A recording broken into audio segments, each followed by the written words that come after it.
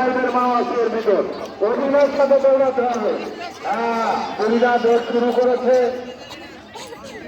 অত্যন্ত ভালো হচ্ছে। আমি প্রচারক মন্ডলের দৃষ্টি আকর্ষণ করছি, আপনারা খেয়াল রাখবেন। কোন বুড়ি ভালো দৌড়ায়, অভিনয়ের সাথে দৌড়াচ্ছে। বুড়িদের বয়সের ভারে না নুনহারা, আপনার ক্লিনিক কি করলো? এদের কাশি হয়ে গেছে, কাশি কাশি, কারো পেটে ব্যথা, কারো গ্যাস্ট্রিক, বিভিন্ন যন্ত্রণায় ভুগতেছে।